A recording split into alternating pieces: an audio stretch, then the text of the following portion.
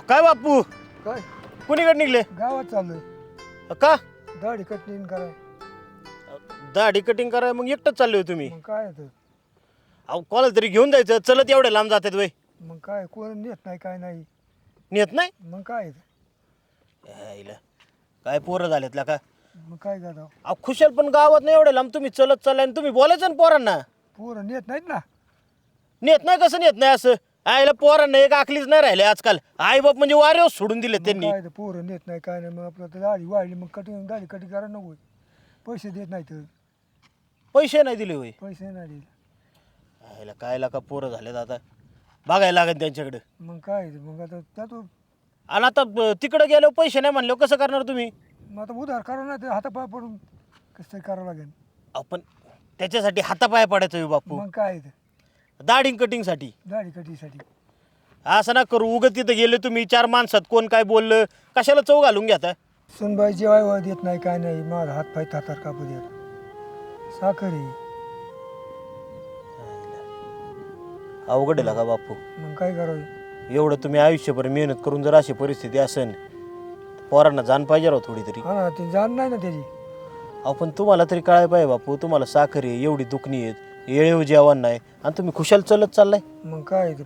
खरंच बा पोरांना कळाय पाहिजे काय आताची पोरं बघत नाही त्यांनी काय जाण नाही राहिली हो पोरांना थांबा त्याला बोलूनच घेतो मी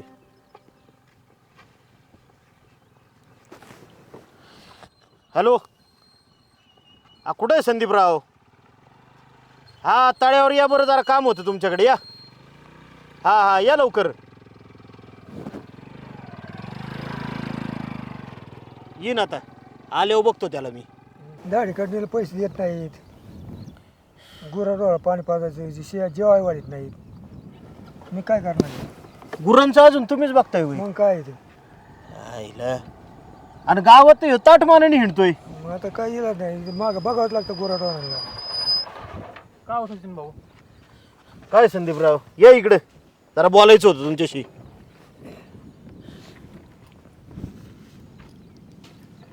संदीपराव तुम्ही धाडी बिडी चकाचक करता ना हा कपडे चांगली घालत असताना हा बाहेर निघालो तुम्ही जरा काम होतं तब्येत बिब्येत चांगली म्हणजे येळेव जेवण करत असताना म्हाताऱ्याला का असं वागवता तुम्ही ही सुनबाई भाकरी घालीत नाही जेवण वाढीत नाही म्हातारं वैतागून एकटंच निघलो होतं आता दाढी कराय गावात त्यांना मला पण जाऊ नंतर म्हणून अहो जाऊ नंतर म्हणून काय अहो जुनी माणसं आहेत ती सकाळी उठल्या उठल्या त्यांना दाढी कटिंग करायची सवय असती दुपारची करते का रातची करते ती काहीतरी समजलं पाहिजे राव संदीपराव तुम्हाला आणि काय ते म्हातारं म्हणते गुरांचं अजून करायला लावतोय तुम्ही त्यांना हा घरी बसल्यापेक्षा म्हणलं टाका थोडंफार गुरांना खायला आणि ह्या वयात त्यांना जर एखाद्या गुरांनी म्हशीनी लादबीत मारली तर केवढ्यात जाईन बरं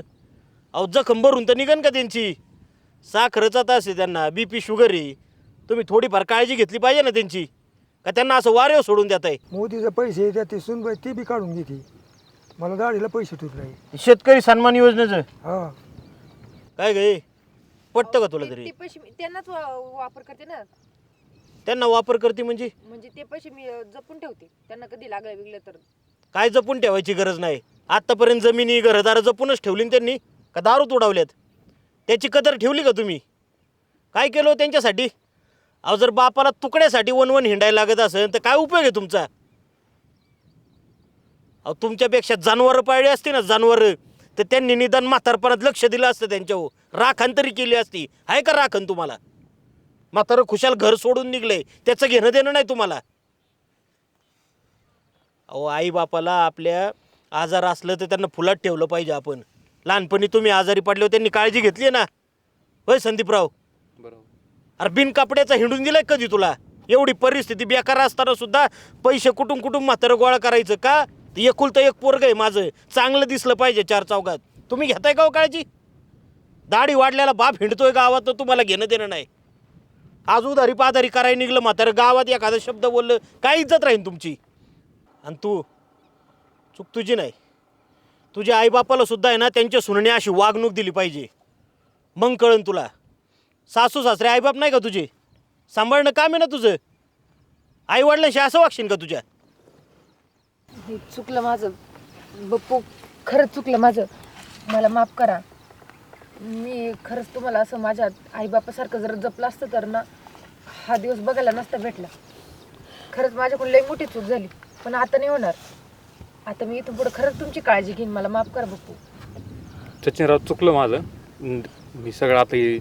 हे करेन, लक्ष देईन त्यांच्यावर. अहो चुकीचा विषय नाही संदीपराव, पण ह्या गोष्टी सांगायची गरज पडली पाहिजे तुम्हाला. अहो एखादं कुत्र्याचं पिल्लू पाळलं तर ते जीव लावतंय माणसाला, आणि त्यांनी का तुम्हाला जन्म दिलाय, लहानाचं मोठं केलंय, तुम्हाला त्यांच्याकडे बघवत नाही. अहो ह्याच्यापेक्षा वाईट गोष्ट काय असेल मग? हे सांगाय तुम्हाला परका माणूस लागतोय का?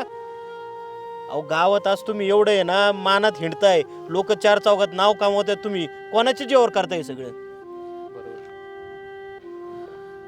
जावा आता तरी घेऊन जा त्यांना.